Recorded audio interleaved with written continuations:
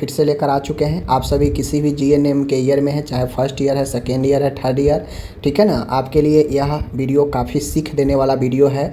आप देखिए, अगर आप नहीं पढ़ते हैं तो आपके का कितना यहाँ से क्वेश्चन आपसे बन पा रहे हैं, नहीं बन पा रहे हैं। आप बीएससी नर्सिंग के स्टूडेंट हैं, आपको भी देखना चाहिए कि कैसे क्वेश्चन बीटीएससी में पूछा गया है स्टाफ नर्स में, और आपसे कितना बन पा रहा है, कितना नहीं बन पा रहा है, जिससे आप आगे मेहनत करने का प्रयास करेंगे। बात समझ रहे हैं? चलिए, बीटीएससी के तरफ से मैं बता दूं, बीटीएससी के तरफ से जो बहाली अपन निकली है, तो बीटीएससी के बहाली में आपका मैं इससे पहले 4 पेपर तक करा चुका हूं, चैनल पर है, और पूरा 7 शिफ्ट हो जाएगा तो मैं आपको इसका पीडीएफ भी दे दूंगा, ठीक है। दूसरी चीज़ें, मैं यहाँ पे हर एक दिन करा रहा हूँ, और अभी तक मैं 4 शिफ्ट का डाल चुका हूँ, ये 5वां शिफ्ट है। और 5वां शिफ्ट के बाद चलिए देखिए कैसा क्वेश्चन आपके एग्ज़ाम में पूछा गया था, समझ गए। चलिए, तो देखिए पहला क्वेश्चन है, निम्नलिखित में से कौन सी स्पंदहीन अतालता नहीं है। स्पंदहीन मतलब समझते हैं, जिसमें स्पंदन नहीं हो, समझ गए।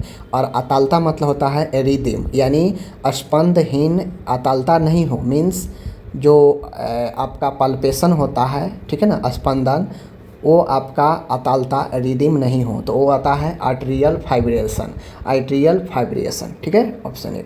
आगे है, निम्नलिखित में से किस स्तर के विसंदूषण का उद्देश्य जीवाणुओं को सहित सभी प्रकार के सूक्ष्म जीवों को समाप्त करना है। तो आपको पता है कि जो स्टरलाइजेशन टेक्निक होता है, यह बीजाणु यानी स्पोर सहित सूक्ष्म जीवों को नष्ट करता है, समझ गए। आगे है, सार्वजनिक वादक पब्लिक स्पीकिंग के भय को डब्स से नाम से जानते हैं। तो ग्लोसोफोबिया, ठीक है, ग्लोसोफोबिया। नाइक्टोफोबिया, अंधेरा से डर लगता है, समझ गए।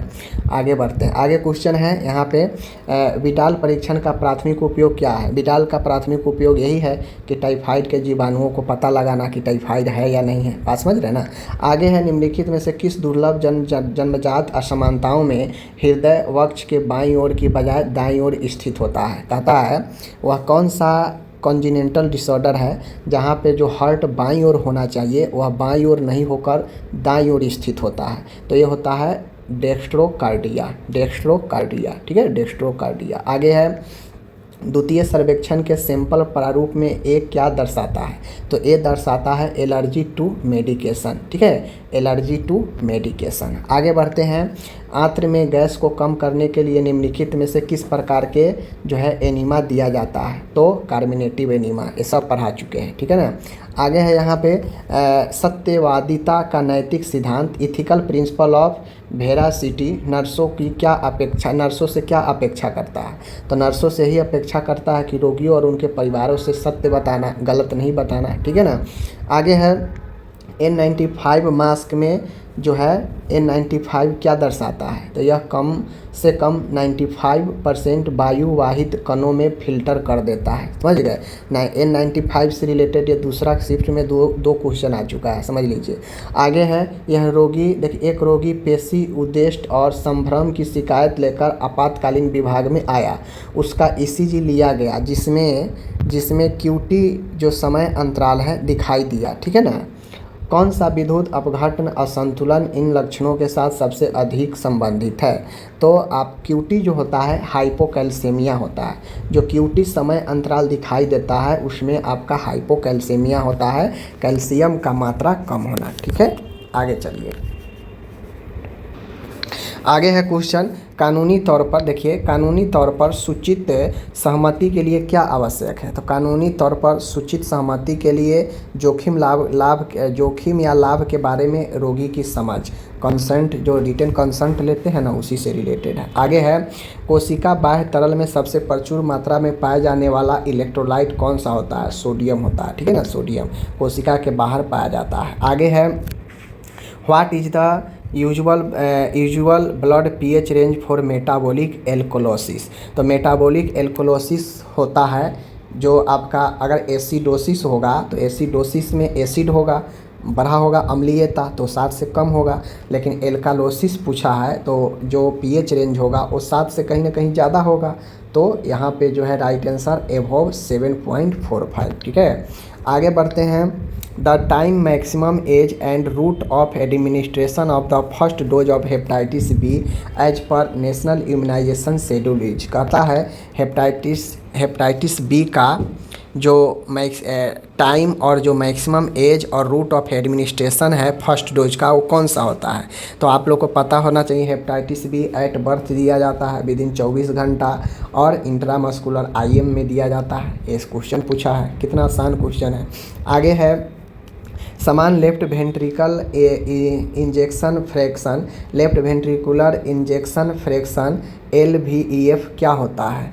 तो ये 55% से 70% के बीच होता है LVEF की फ्रीक्वेंसी। ठीक है, आगे बढ़ते हैं। एक नर्स को कम साक्षरता वाले मरीज को सोडियम कम करने के बारे में क्या शिक्षा देंगे। एक मरीज है जो कम साक्षर है, ज़्यादा समझता नहीं है, तो सोडियम कम लेने के लिए क्या शिक्षा देंगे।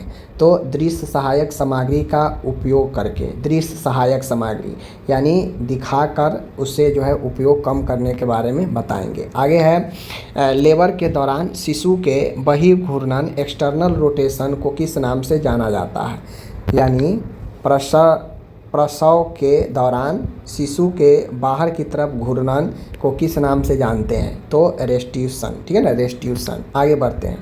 आगे है ICD-11 कब लागू हुआ। ICD-11 कब लागू हुआ, 2022 में। ठीक है, याद रखिएगा। आगे है पोषण शिक्षा के लिए विशेष रूप से अशिक्षित या अर्ध शिक्षित आबादी के लिए निम्नलिखित में से कौन सी विधि प्रभावी है। तो मैं बार बार बता चुका हूँ, हेल्थ एजुकेशन में जो हेल्थ एजुकेशन का मेथड है सबसे ज़्यादा कोई प्रभावित है तो वो प्रदर्शन करके यानी डेमोन्स्ट्रेशन वाला, प्रदर्शनी वाला काफ़ी प्रभावित होता है, या प्रयोगात्मक सत्र जहाँ पे प्रयोग करके बताया जाता है। ठीक है, आगे बढ़ते हैं। आगे है which is a common example of isotonic intravenous solution. देखिए हाइपोटोनिक, हाइपरटोनिक, आइसोटोनिक, ये सब जो है एग्जाम्पल पूछता है।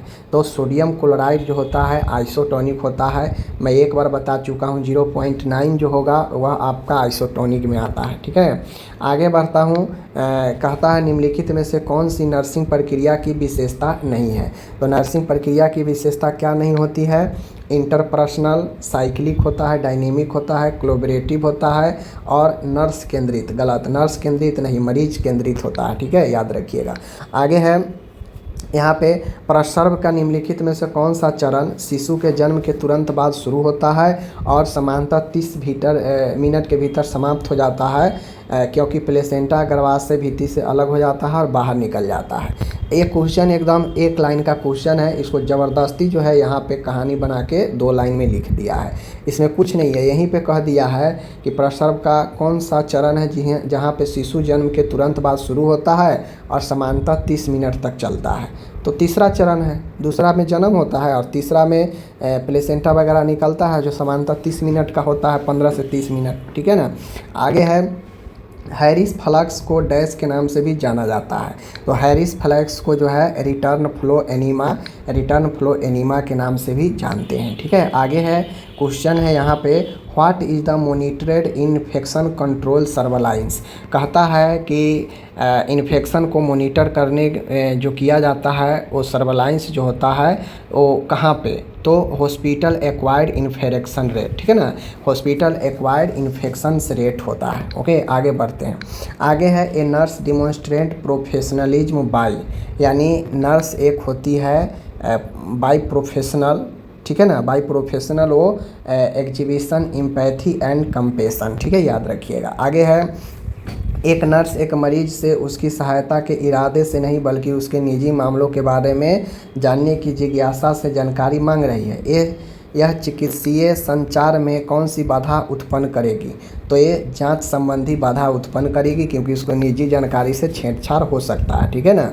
आगे है अनुक्रिया शून्य हृदय संरोध से पीड़ित व्यक्ति के संबंध में पहला कदम क्या होगा। तो पहला कदम आप अनुक्रिया एक्टिविटी देखें, नाड़ी जांचें, श्वसन की जांच करें। कोई व्यक्ति को अगर हार्ट अटैक आया और व्यक्ति ज़मीन पर गिर गया तो आप पहले क्या काम करेंगे, पहले ही करेंगे कि उसका नाड़ी देखेंगे, टोकर की नाड़ी चल रहा है कि नहीं। श्वसन का जांच करेंगे कि उसका श्वसन अभी चल रहा है, रिस्पायरेशन की नहीं। ठीक है ना, व्यक्ति प्रतिक्रिया कर रहा है कि नहीं कर रहा है, इन सब देखते हैं। फर्स्ट में देखते हैं ना, यही चीज़ है। आगे है निम्नलिखित में से किसे छोड़कर शेष सभी नर्सिंग प्रक्रिया में मूल्यांकन के प्रमुख पहलू हैं। देखिए, मैं आपको कई बार बता चुका हूं कि इस टाइप से क्वेश्चन ज़्यादा पूछते हैं और यही सब क्वेश्चन थ्योरिकल पूछ रहा है ना, फिर भी लोग मेरे बातों को नकारते थे। ठीक है ना। देखिए, निम्नलिखित में से किसे छोड़कर शेष सभी नर्सिंग प्रक्रिया में मूल्यांकन के प्रमुख पहलू हैं। तो मूल्यांकन के प्रमुख पहलू क्या होता है? देखभाल योजना में संशोधन, आवश्यकता का आकलन करना, अंतःक्षेप प्रभावशीलता का आकलन करना, परिणामों और लक्ष्य की प्राप्ति का तुलना करना। ठीक है, तुलना करना। उसके बाद जो है यह एक अंतिम प्रक्रिया है, न कि एक सतत प्रक्रिया है। तो सबसे पहले ये गलत है। जो नर्सिंग प्रक्रिया एक सतत कंटिन्यूटी होती है, साइक्लिक होती है, समझ गए, और यह एक अंतिम प्रक्रिया नहीं होता है। ध्यान रखना, तो अपने ही गलत है। आगे है, निम्नलिखित में से किसका उपयोग बाधित प्रसव के प्रबंध के लिए नहीं किया जा सकता है? किसका उपयोग ऑब्स्ट्रक्टेड लेबर के लिए प्रबंध के लिए नहीं किया जा सकता है? तो सिजेरियन सेक्शन किया जाता है, डिस्ट्रक्टिव प्रोसीजर किया जाता है, एसाइटेड वैजिनल डिलीवरी किया जाता है, हेमलिच मैनूवर ये नहीं किया जाता है, याद रखना है। आगे बढ़ता हूँ। What is the key source of community health data? Community health data का मुख्य स्रोत क्या है? तो local public health department report, local public health department report. Okay, आगे बढ़ता हूँ। ब्लड प्रेशर कफ के स्फीतिशील थैली की चौड़ाई बहु आर्म की परिधि की लगभग कितने प्रतिशत होती है? तो लगभग 70%। ब्लड प्रेशर कफ जो होता है उसका स्फीतिशील थैली की चौड़ाई जो होती है वह आर्म की परिधि के लगभग कितने प्रतिशत होती है? 70%। जो हाथ में लगाते हैं ना कफ, वही। आपात परिस्थितियों में कौन सी नेतृत्व शैली प्रभावित होता है? आपात स्थिति में तो होता है स्वेच्छाचारी ऑटोक्रेटिव। ठीक है ना, ऑटोक्रेटिव, जहाँ पे आपात स्थिति में खुद के भी थोड़ा सा दिमाग लगाकर काम करना चाहिए। आगे है, निम्नलिखित में से किस एक को छोड़कर शेष सभी डायरिया के उपचार में बिस्मथ का उपयोग करने के प्राथमिक कारण हैं? ठीक है, तो वेदनहारी एनाल्जेसिक, समझ गए। निम्नलिखित में से एक को छोड़कर सभी में डायरिया के उपचार में बिस्मथ का उपयोग करके प्राथमिक कारण है antibacterial, anti secretary, anti inflammatory, सब में बिस्मथ का उपयोग जो है आपका होता है प्राथमिक कारण में, लेकिन एनाल्जेसिक में आपका काम नहीं होता। ठीक है, आगे है यहाँ पे, निम्नलिखित में से कौन सा अस्पताल से उपार्जित संक्रमण विकसित होने का समान जोखिम कारक है? तो कौन सा जो अस्पताल से इन्फेक्शन मिल सकता है, तो ठीक है ना, तो अंतः अस्थायी चिकित्सा उपकरण।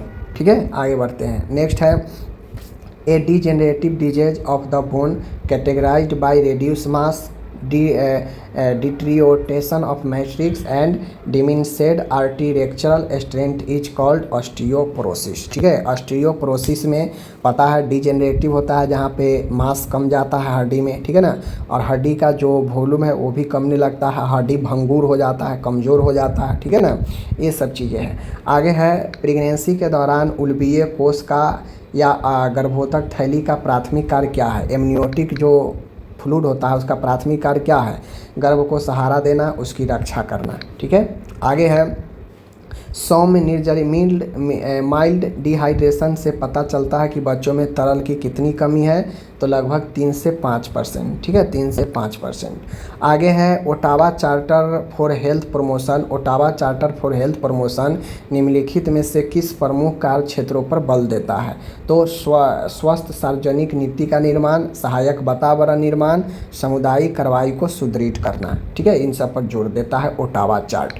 आगे है, प्रंकुचन, सिस्टोल के दौरान रक्त के निष्कासन के लिए हृदय को जिस दाब के विरुद्ध कार्य करना पड़ता है क्या कहलाता है? तो आफ्टरलोड। ठीक है, भरोतर कहलाता है, समझ गए। आगे है, आईसीयू में भर्ती 60 वर्षीय महिला। ठीक है ना, महिला है, धमनी में महिला है। ठीक है ना, महिला रोगी को धमनी रक्त गैस एबीजी परिणामों से पता चलता है कि उसका पीएच इतना है, PCO2 इतना है, CO2 इतना है। इस रोगी में कौन सी अम्ल क्षार असमानता सर्वाधिक संभावित है? तो रिस्पायरेटरी एसिडोसिस। ठीक है, रिस्पायरेटरी एसिडोसिस, समझ गए, रिस्पायरेटरी एसिडोसिस। आगे बढ़ते हैं। आगे है, कहता है विजुअल टेक्निक हेतु एक्सेल चिकित्सक है। तो विजुअल तकनीक डैश हेतु एक्सेल चिकित्सक पढ़ती है, यानी फीडिंग जेजुनोटोमी बनाने हेतु एक्सेल चिकित्सक विधि है। तो विजुअल टेक्निक जो फीडिंग कराने के लिए जिजोनोटोमी किया जाता है वो है, ठीक है ना। आगे है एबीसी मॉडल का उपयोग करते हुए परामर्शी के व्यवहारिक उपगम में अक्षर ए किसको संदर्भित करता है? तो अक्षर ए जो संदर्भित करता है वो एंटीसीडेंट, ठीक है ना, एंटीसीडेंट को जो है संदर्भित करता है, समझ गए, एंटीसीडेंट को। ओके, आगे बढ़ते हैं। विखंडी सिजोफ्रेनिया से पीड़ित रोगी की सुरक्षा को बढ़ावा देने के लिए निम्नलिखित में से किस एक को छोड़कर सभी नर्सिंग हस्तक्षेप है? ठीक है ना। देखिए, आत्म क्षति के संकेतों को सटीकता से मॉनिटरिंग करना, रोगी को शांत कम उद्दीपन करने वाला वातावरण में ले जाना, रोगी को पर्याप्त व्यक्तिगत स्थान देना, सही है। रोगी से मांग करना और उसके साथ अधिकारपूर्ण व्यवहार करना एक गलत है, ठीक है ना। आगे है पोषण निर्धारण के दौरान बच्चों में वृद्धि रोध की पहचान करने के लिए निम्नलिखित में से किस निरीपापी सूचकांक एंथ्रोपोमेट्रिक इंडिसेंट का उपयोग किया जाता है? तो आयु के अनुसार लंबाई। पोषण के निर्धारण के दौरान बच्चों में वृद्धि रोध पहचान के लिए जो निरीमापी सूचकांक का उपयोग जो किया जाता है वो आयु के अनुसार लंबाई के, ठीक है, एक मापांक है। आगे है काल पूर्व प्रसव यानी समय के प्री मैच्योर यानी समय से पहले प्रसव में टोकोलाइटिक एजेंट का मुख्य लक्ष्य क्या होता है? तो ये संकुचन को रोकना और प्रसव में देरी करना, ठीक है ना। यानी टोकोलाइटिक एजेंट का काम होता है कि जो लेबर समय से पहले होने वाला है उसको रोकना और उसको धीमा करना, ठीक है। चलिए आगे बढ़ते हैं। आगे क्वेश्चन है यहाँ पे BMW। देखिए, हर एक शिफ्ट में, मैं अभी तक 5वां शिफ्ट करा रहा हूँ ना, जहाँ भी क्वेश्चन पूछा है आपका सब येलो बैग से ही रिलेटेड क्वेश्चन पूछ रहा है। और हर एक शिफ्ट में जो है आपको क्वेश्चन जो है हर एक शिफ्ट में एक दूसरे से रिलेटेड ही पूछा गया है। कुछ क्वेश्चंस अलग अलग हो रहे हैं, लेकिन मैं अक्सर देख रहा हूँ कि जो आपको क्वेश्चन पूछे जा रहे हैं स्टाफ नर्स में वो सब एक दूसरे से मिलता जुलता। अगर किसी शिफ्ट में अगर चार्ट के बारे में पूछा है तो अगला में भी किसी चार्ट के बारे में पूछ रहा है, अगला में बायोमेडिकल के बारे में पूछा है तो वहाँ भी बायोमेडिकल के बारे में पूछा है, अगला में किसी प्रिंसिपल के बारे में पूछा है तो उससे आगे भी प्रिंसिपल के बारे में पूछ रहा है। यानी एक पैटर्न बना के स्टाफ नर्स में क्वेश्चन पूछा गया है, समझ गए ना। चलिए, तो ये चीज़ें हैं, तो यही है, देख लीजिए। Which colour coded bag is typically use for disposing of infectious waste such as contaminated linen as per BMW, ठीक है ना, रूल्स 2016। तो ये लो। ओके, आगे बढ़ते हैं। कहता है आयरन की कमी मुख्य नैदानिक लक्षण निम्नलिखित में से कौन सा है? तो आयरन की कमी का मुख्य नैदानिक लक्षण जो है वो स्पून शेप नेल यानी चम्मच जैसे नाखून होता है, ठीक है ना। आगे है, निम्नलिखित में से कौन सी पेरिटोनियम की एक बड़ी वाल्व है जो गर्भाशय और श्रोणि के भित्तियों के पार्श्व भागों से जुड़ी होती है, जो आधार प्रदान करती है और रक्त वाहिकाओं और तंत्रिकाओं को धारण करती है? तो ब्रॉड लिगामेंट होता है। ब्रॉड लिगामेंट के बारे में मैंने पढ़ाया भी था। स्मार्ट सिद्धांत का उपयोग करके लक्ष्यों और प्रयोजनों को तैयार करने के संबंध में एस का पूर्ण रूप क्या है? स्पेसिफिक, ठीक है, स्पेसिफिक। इस प्रकार के क्वेश्चन हर एक शिफ्ट में 1 से 2 क्वेश्चन पूछा गया है। जैसे स्मार्ट दे दिया, कोई 2-4 लाइन का शॉर्ट नाम दे दिया, उसमें से किसी एक का मीनिंग पूछ दिया, इस प्रकार से, ठीक है। आगे है, यानी BTSC अपना तरफ से कोशिश किया है कि हर एक शिफ्ट को एक दूसरे से जुड़ा हुआ टाइप से पूछा जाए, ज़्यादा लोचा नहीं दिया जाए, ठीक है, कि कभी इस शिफ्ट में यहाँ से उठा दिए तो कभी इस शिफ्ट में यहाँ से उठा दिए। मैं देख रहा हूँ 5 शिफ्ट का क्वेश्चन कराया हूँ, 5 शिफ्ट में एक पैटर्न बना के पूछा है, हर एक शिफ्ट में जुड़ता हुआ सवाल एक दूसरे से पूछा है, समझ गए ना। आगे है, निम्नलिखित में से कौन सा कथन निष्पादन मूल्यांकन में प्रयुक्त 360 डिग्री फीडबैक का सर्वोत्तम रूप जो है होता है? तो ये होता है पर्यवेक्षक, सहकर्मी, अधीनस्थ एवं स्वयं कर्मचारी से प्राप्त अनाम फीडबैक का उपयोग करके निष्पादन का मूल्यांकन करना। आगे है डोरोथिया ओरम का नर्सिंग सिद्धांत। डोरोथिया ओरम की नर्सिंग सिद्धांत निम्न में से किस एक को छोड़कर शेष सभी मुख्य तीनों परस्पर भागों पर प्रकाश डालता है? तो रोगियों के 14 आवश्यकताओं पर, ठीक है। डोरोथिया ओरम रोगियों के 14 आवश्यकताओं पर प्रकाश डालता है। डेलीगेशन एक क्रिटिकल मैनेजमेंट स्किल होता है, यह एक टीम की दक्षता को अनुकूल करता है। डेलीगेशन एक टीम की दक्षता को अनुकूलित करता है, समझ गए। आगे है यहाँ पे साक्ष्य आधारित अभ्यास, ठीक है ना। साक्ष्य आधारित अभ्यास पिरामिड में निम्नलिखित में से किसे साक्ष्य का उच्चतम स्तर माना जाता है?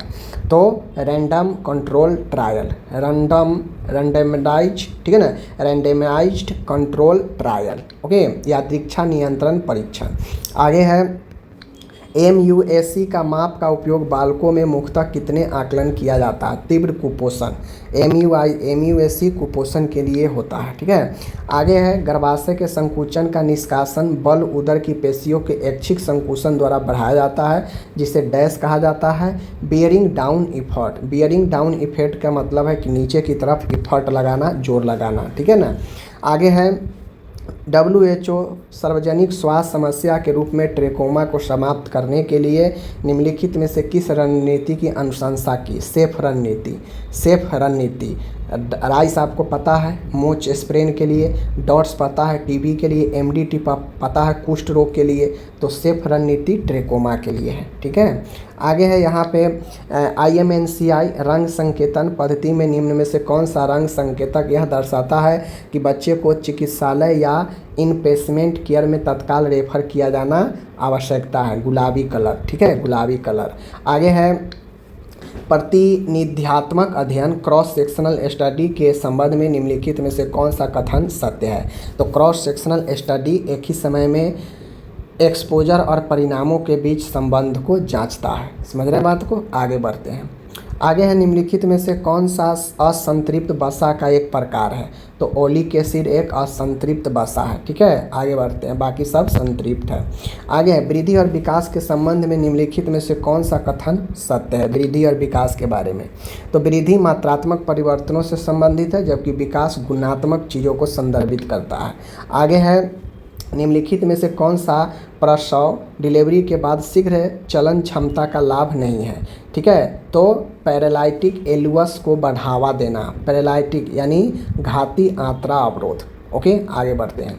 आगे है यहाँ पे देख सकते हैं, आगे यहाँ पे क्वेश्चन है, देख सकते हैं आप लोग। कहता है निम्नलिखित में से नैदानिक शिक्षण पद्धति में वास्तविक समय अधिगम और नैदानिक तर्क को बढ़ावा देने के लिए रोगी की स्थिति और देखभाल पर सीधे बेड साइड चर्चा करना शामिल है। बेड साइड क्लिनिक, ठीक है, bedside clinic, bedside clinic, और bedside clinic real time care भी होता है। आगे है देख लीजिए नाइक्टेलोपिया नक्ता धनता, ठीक है ना, निम्नलिखित में से किस विटामिन की न्यूनता के समान लक्षण है?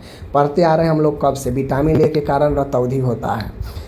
गर्भवती महिला के लिए प्रसव पूर्व, प्रसव से पहले स्तन देखभाल शिक्षा निम्नलिखित में से कौन सा पहलू महत्वपूर्ण है? चपटे या उल्टे निपल की जांच करना तथा आवश्यकता पड़ने पर स्तन मालिश को प्रोत्साहित देना। समझ गए? आगे है डेक्सा स्कैन निम्नलिखित में से किस रोग के निदान के लिए स्वर्ण मानक है? किसके लिए? ऑस्टियोपोरोसिस के लिए डेक्सा, ठीक है। आगे बढ़ते हैं। आगे है निम्नलिखित में से कौन सा देखभाल वितरण केयर डिलीवरी के प्रकार्यात्मक नर्सिंग मॉडल का सर्वोत्तम वर्णन है? प्रत्येक स्वास्थ्य देखभाल प्रदाता अपनी भूमिका के आधार पर सभी रोगियों के लिए विशिष्ट कार्य करता है। सब हॉस्पिटल चाहता है कि हम बेहतर कार्य करें, मरीज को बचा लें, मरीज को बेहतर सुविधा दें, सब चाहता है। और यह एक देखभाल वितरण केयर डिलीवरी के प्रकार्यात्मक नर्सिंग मॉडल का सर्वोत्तम वर्णन करता है। आगे है पेशेवर को अपने काम में बिना किसी अनुचित बाहरी प्रभाव के, बिना किसी के प्रभाव के, ठीक है, अपने पेशेवर ज्ञान और विशेषज्ञता द्वारा निर्देशित डिसीजन लेने और जजमेंट करने की जो स्वाधीनता और स्वतंत्रता प्राप्त होती है उसे डैश के रूप में जाना जाता है। प्रोफेशनल ऑटोनॉमी, पेशेवर स्वायत्ता। अब ऐसा होता है आप अस्पताल में काम कर रहे हैं, कोई मरीज आया दुर्घटना मारपीट वाला, और उसके विपक्ष में जो लोग हैं उसको मारे हैं पीटे हैं, बाहुबल वाला है, तो अस्पताल में आकर आपको डराए धमकाए कुछ भी पैसा दे तो आप अपने डिसीजन को चेंज नहीं करें, ठीक है। आप अपने ऑटोनॉमी पर खड़े रहें, ठीक है। आपको निर्णय लेने का क्षमता है, आप ले और बेहतर करें, निर्णय ले, ठीक है ना। तो एक कहलाता है प्रोफेशनल ऑटोनॉमी कि आप अपने प्रोफेशन से कभी भी समझौता नहीं करते हैं और अपने प्रोफेशन को खुद से निर्णय लेते हैं, किसी और से कहने से कोई निर्णय नहीं लेते हैं, ठीक है। आगे है कोशिकाओं में सबसे प्रचुर मात्रा में पाया जाने वाला कटायन कौन सा है? जो कोशिका आयतन विनिमय, तंत्रिका चालन और पेशी संकुचन में महत्वपूर्ण भूमिका निभाता है, तो वो होता है पोटेशियम। ठीक है, पोटेशियम आपके चालन में, मोटर में, ठीक है, नर्व में, मस्कुलर में, इन सब में संकुचन में भूमिका निभाता है। आगे है, देख सकते हैं, बाल्यकाली हकलाहट का अभिलक्षण निम्नलिखित में से क्या है? ध्वनियों की पुनरावृत्ति, यानी जो बच्चा हकलाता है, देखिएगा बार बार उस चीज़ को बोलता है, ठीक है, पुनरावृत्ति करता है। किस प्रकार का नर्सिंग ऑडिट रोगी के उपचार के दौरान देखभाल की गुणवत्ता का मूल्यांकन करता है? कॉन्करेंट ऑडिट, ठीक है ना, कॉन्करेंट ऑडिट। और यह क्वेश्चन जो है आपका, ये आपका दूसरा प्रकार से क्वेश्चन पूछा गया है। ठीक है, एक और क्वेश्चन इससे पहले पूछा गया था। नेक्स्ट है, स्तनपान कराने वाली माताओं को कितनी कैलोरी अतिरिक्त आवश्यकता पड़ती है? कई बार पढ़ा है 500। अगर नॉर्मल पूछेगा, ठीक है, स्तनपान नहीं पूछता, प्रेगनेंसी पूछता, तो वहाँ पे 300 हो जाता। ठीक है, याद रखना है। आगे है, निम्नलिखित में से कौन सा पीपी प्रकार नेत्रों के पारित एक सील बनाता है जो द्रव को नेत्र के क्षेत्र में प्रवेश करने से रोकता है? चश्मा। ठीक है, चश्मा। आगे है, यहाँ पे देखिए, ट्रिपल निगेटिव स्तन कैंसर शब्द का तात्पर्य निम्नलिखित में से क्या है? यानी ट्रिपल निगेटिव जो स्तन कैंसर में इस्तेमाल होने वाला शब्द है, इसका क्या मतलब है? तो ऐसा कैंसर जो एस्ट्रोजन, प्रोजेस्टेरॉन और HER2 ग्राहियों के लिए निगेटिव हो। समझ गए? आगे है, यहाँ पे निम्नलिखित में से कौन सा स्वास्थ्य संबंधी मॉडल स्वास्थ्य को बढ़ावा देने, अपने पारस्परिक और भौतिक वातावरण के साथ अंतःक्रिया इंटरपर्सनल व्यक्तियों को बहुयामी प्रकृति को दर्शाती है? हेल्थ प्रमोशन मॉडल है। हेल्थ प्रमोशन यानी स्वास्थ्य को बढ़ावा। हॉलीडे सेगर फार्मूला के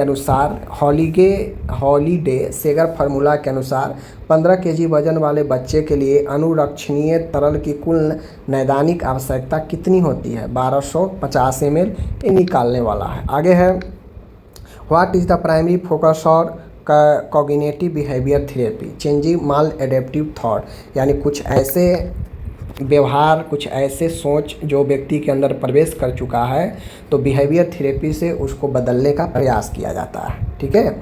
नमूना पंजीकरण प्रणाली SRS रिपोर्ट के अनुसार 2021 में भारत की मृत्यु दर इतना पे जन्मों पर 1 वर्ष से निम्न आयु में कितनी थी? ये क्वेश्चन हमने पढ़ाया था, जो लोग को याद होगा, तो ये था लगभग 27। ठीक है ना, याद रखना है। अभी घट के शायद 25 के आसपास आ गया है।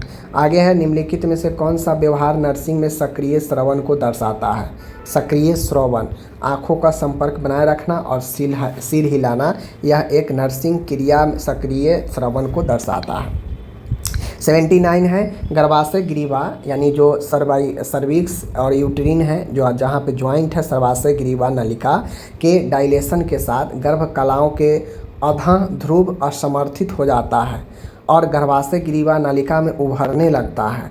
चूँकि इसमें लीकर होता है जो प्रस्तुति भाग के नीचे से होकर गुजरता है, इसलिए इसे डैश कहते हैं, फोर वाटर कहते हैं, फोर वाटर। ठीक है। आगे है, गर्भवती महिलाओं के लिए जिंक क्यों महत्वपूर्ण है? प्रतिरक्षी कार्यों और घाव भरने के लिए जिंक महत्वपूर्ण होता है। बात समझ गए ना, गर्भवती महिलाओं के लिए। आगे है, भ्रूण असंगति स्तर 2 स्कैन समानता किस आयु जेस्टेशनल एज में किया जाता है? तो 18 से 22। ओके। आगे है, 82 है, एक व्यक्ति जो समानता प्रतिबल से निपटने, संबंध बनाए रखने, ठीक है, और सकारात्मक संवेगों का अनुभव करने में सक्षम है, वह मानसिक स्वास्थ्य सांताते कंटिन्यूम में कहाँ स्थित है? सबसे दाएं छोर पर इष्टतम मानसिक स्वास्थ्य पर वो जो है आपका खड़ा है। अर्ध उष्मा वेट हीट में खाना पकाने की विधि कौन सा है? तो बॉइलिंग होता है, जो आप भाप में उबालते हैं, चीज़ों को पकाते हैं। ठीक है ना। आगे है, शारीरिक रूप से अक्षम व्यक्ति को प्रभावी देखभाल प्रदान करने का सबसे मूल सिद्धांत निम्नलिखित में से कौन सा है? स्वतंत्र और स्वायत्ता को यथासंभव अधिकतर सीमा तक प्रोत्साहित करना है, ताकि आप चीज़ों को बेहतर कर सकें। निम्नलिखित में से कौन सी एक सूक्ष्म पेशीय कौशल उपलब्धि है? आड़ी तिरछी रेखाएं खींचना, स्क्रिबलिंग एक सूक्ष्म कौशल विधि है, ठीक है ना, जिसमें एक उपलब्धि मिलता है। आगे है, जब रोगी उत्तान स्थिति में हो तब कौन सी डिवाइस कुल्हों के बाहरी घूर्णनों को रोकती है? Trochanter roll. ठीक है। आगे है, 87 है, निम्नलिखित में से कौन सा यथार्थ और उपयुक्त नर्सिंग दस्तावेजीकरण को सर्वोत्तम रूप में दर्शाता है? रोगी ने कहा जब मैं खड़ा होता हूँ तो मुझे चक्कर आते हैं। निम्नलिखित में से कौन सा यथार्थ और उपयुक्त नर्सिंग दस्तावेजीकरण का सर्वोत्तम रूप से दर्शाता है? ठीक है। यूनिट व्यस्त होने के कारण दवा देरी से दी गई। रोगी के ठीक लग रहा है, आज कोई शिकायत नहीं है। डॉक्टर समय पर नहीं आए इसलिए उपचार में देरी हुई। रोगी ने कहा जब मैं खड़ा होता हूँ तो मुझे चक्कर आता है। यानी अगर नर्स डॉक्यूमेंटेशन की है तो हमेशा तो डॉक्टर साथ में होते नहीं हैं, तो डॉक्टर को अगर कुछ भी लगेगा, मरीज़ को अगर कुछ भी लगेगा तो नर्स को ही बोलेगा। तो मरीज़ नर्स को बोल दिया कि मुझे खड़ा होने पर चक्कर आता है। नर्स डॉक्यूमेंट में अपना दर्ज कर ली, डॉक्टर आएंगे दिखाएंगे। तो यही एक बेस्ट सर्वोत्तम डॉक्यूमेंटेशन का रूप होता है, समझ गए। आगे है, एक अस्पताल में वार्ड में एक संक्रमित व्यक्ति की लार की एक बूंदे डोर पर गिर गई। ठीक है। नर्स डोर नर्व को स्पर्श कर लेती है और फिर वह संक्रमित हो जाती है। इस परिदृश्य में डोर नॉब किस प्रकार का कार्य करता है? तो यह एक फोमाइट का काम करता है, क्योंकि फोमाइट वे संक्रमित वस्तु से होने वाला एक संक्रमण होता है जिसे कोई संक्रमित व्यक्ति वस्तु जो निर्जीव हो और उसके थ्रू किसी व्यक्ति में इन्फेक्शन चला जाए। बात समझ रहे? आगे है, निम्नलिखित में से कौन सा दवाई प्री एक्लेम्सिया और एक्लेम्सिया में ग्रसित महिलाओं के दौरे के उपचार? मैग्नीशियम सल्फेट सबको पता है। ठीक है। आगे है, CCR5 antagonist drug are commonly use in the treatment of HIV infection. CCR5। ठीक है। आगे है, अपवाइड अति मात्रा के लिए एंटीडोट कौन होता है? नेलॉक्सिन होता है, जो दर्द वाला दवा होता है अपवाइड एनाल्जेसिक। अगर ये ज़्यादा लेते हैं तो नेलॉक्सिन जो है इसके लिए एंटीडोट का काम करता है। आगे है, प्रसव के दौरान बैंडल श्रिंग की उपस्थिति समानता क्या दर्शाता है? तो अवरुद्ध प्रसव के कारण गर्भाशय का जो है का होना, विदर होना। ठीक है ना। आगे है, 93 है, 100% विलोपित गर्भाशय ग्रीवा का अर्थ निम्नलिखित में से क्या है? गर्भाशय की ग्रीवा कागज के टुकड़े के समान पूर्णतः पतली हो गई है। तो 100% विलोपित का मतलब होता है कि गर्भाशय ग्रीवा सर्विक्स पूर्णतः पतला हो जाना। ठीक है ना। वह व्यक्ति 94 है, वह व्यक्ति जो किसी रोग से संक्रमित है लेकिन कोई लक्षण नहीं दर्शाता, उसे क्या कहते हैं? वाहक कहते हैं, कैरी कहते हैं। The conjunctivitis is commonly known as pink eye, गुलाबी आँख को। ठीक है। आगे है, 96 है, संतति निरोध बर्थ कंट्रोल विधियों की प्रभावित या प्रभावशीलता का प्राकलन करने में सहायता करने के लिए नैदानिक परीक्षणों और वास्तविक जीवन की स्थितियों में उपयोग की जाने वाली एक समान तकनीक कौन सा है? पियर इंडेक्स। ठीक है। आगे है, टूटे हुए पारा थर्मामीटर का निपटान कैसे किया जाता है? इसे प्लास्टिक की थैली में बांधकर फेंक दें। समझ गए। आगे बढ़ते हैं। 98 है, निम्नलिखित में से किसी एक को छोड़कर शेष सभी HIV औषधि के वर्ग है? तो एंटियोजेनिस्ट रिसिपेटर नेप्रिलिन इनहिबिटर, ये तो नहीं है। आप लोग को पता है एंजियोटेंसिन कहाँ दिया जाता है, पता है ना आप लोग को, मैं पढ़ा रखा हूँ। Non nucleoside reversal transcripted inhibitor.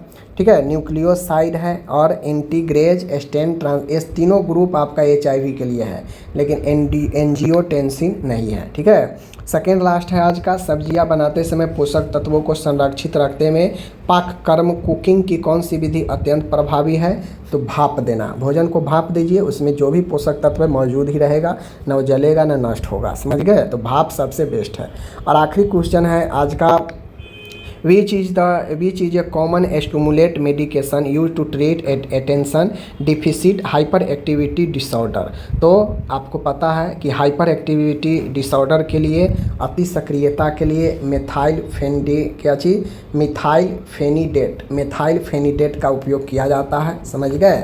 तो इन चीज़ों को ध्यान में रखना है। ठीक है ना। तो इस रूप से आज मैंने फिर से क्वेश्चन आपका 5वां शिफ्ट करा दिया। अब आपके पास मात्र 2 शिफ्ट बच गया है, जिसको भी हम लोग करा देंगे बहुत जल्द। ठीक है। और सारा क्वेश्चन जो है आप लोग को दे देंगे, जहाँ भी देंगे मैं आपको बता दूंगा। ओके, धन्यवाद।